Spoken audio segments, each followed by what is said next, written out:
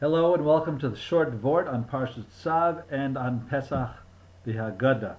Today's short Vort is dedicated in memory of Imi Morasi, Nishmas Gittel Bas Moshe, Aleha Shalom.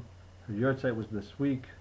She was a wonderful mother, dedicated to her family, to Torah, to Chesed, and the community, and so much more. So may this be a merit for her soul. So in Perik Ches Pasuk Hey, which is Revii, Moshe is consecrating the Kohanim, and then he mentions that Vayomer Moshe la'eda zeh davar tziva Hashem la'asos. These are the things that Hashem commanded me to do. And Rashi says that Moshe was telling the Bnei Yisrael that Al tomar lechvodi lechvod achi ani osed. Do not say that I'm doing this for my honor or for my brother's honor. I'm doing this for Hashem. So why is it, as Rabbi Ruch Mimir in Sefer Das Torah, is it that Moshe Rabbeinu had to declare that I'm doing this for Shem Hashem? So we have a rule that v'yisem nikiyem, you should be not only clean, but you should also appear to be clean, that no one should have any doubts about you. When we anoint the treasurers in the Beis Mikdash, we make sure that there's two people, so that there's at least some type of counterbalance, even though there's been no issue. In fact, people could not go into the temple for service for parts with sandals or even tefillin, because they're afraid that someone would think that they might open up the tefillin and take out some coins and hide it in there. But we don't want any chashash, and therefore we can't even do things like wear sandals or go into the lishka with the tefillin. So Hashem says that Moshe is appointed for the Shkolab to be the sole person in charge because Hashem trusts him, but Moshe comes and makes sure that there's an accounting in front of everyone, because he wants to make sure that no one would have any doubt, and therefore, because of this rule, V'yisem Nikiyim, he's saying, Asher Tziva Hashem Lasos, it's not my choice to do this. Hashem commanded me, and that's why I have made Aaron the Kohen Gadol and his sons the Kohanim. Moving to the Hagadah now, we'll have three short Vorts, including the shortest of them all. Stay tuned to the end to find out why I say that. So, in a part of Magid that's not usually so well covered in the Divrei Torah, Baruch Shem Atfachasa Yisrael, blessed the one who keeps his promises to Yisrael, Baruch Hu, Shakadosh Baruch Hu Chishev Esaketz, because Hashem calculated the end to do.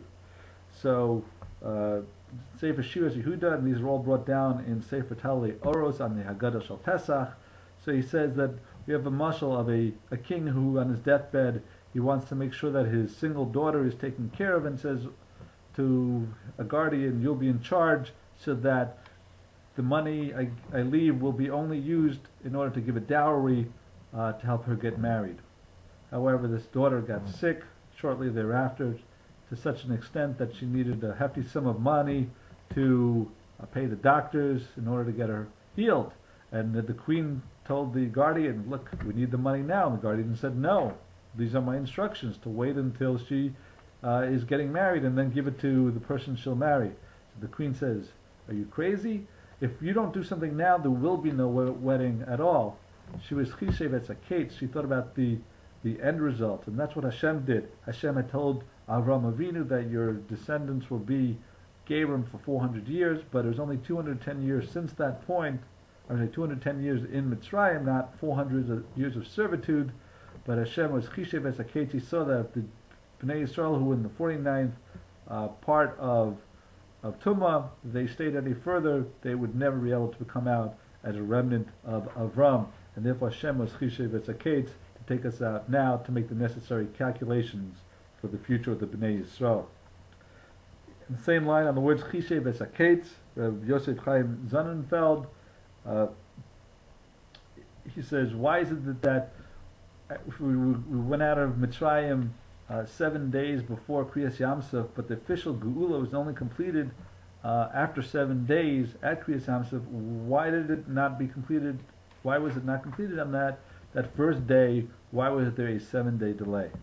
So the Bnei Yisrael had to be exactly in Gullus for 400 years, and Hashem is very medayek to the exact day, the exact minute, and in order for it to be the Bnei Yisrael, it had to be Bnei Yisrael for that whole period. And it's possible to say that Yitzchak, who was born on the first of Pesach, so he was not fully a Jew until he had his bris on the 8th day, 7 days later. So with that waiting, then it was the time he became a full-fledged Jew 400 years later, and that was the completion of the 400 years. And finally, the shortest Vort. So the Bnei Yisrael were in Egypt for 210 years, and they were in Gullus between the Batei Mikdash for 70 years. And the Medrash says that Paro was Zocha for four amos that he walked and accompanied Sarah Imenu to have the Jews in his land of his descendants for 210 years. And we also saw by Nebuchadnezzar that he walked 4 amos in respect for Hashem, and he had the Jews in Gullus for 70 years. So the question asked is, why is it that one person's 4 amos was 210 years and the other ones was 70 years? It should be equitable. So the average person, he walks, his average step is 1 amma, and that's 1/3 of his height, because the average person was 3 ammas. So when Nebuchadnezzar walked, he walked 4 amos. It took him 4 steps, and for that he got 70 years. However, the Medrash says that Paro was a midget, and he was only 1 amma tall, and therefore each of his steps was only 1/3 of an amma. So in order for him to go 4 amos, he had to take 12 steps instead of just 4. And for that, he made 3 times as many steps, and he had the Jews for 210 years, not 70 years, 3 times as many years. May you have a wonderful and kosher Chag Kosher V'Sameach and a wonderful Shabbos. Thank you for listening.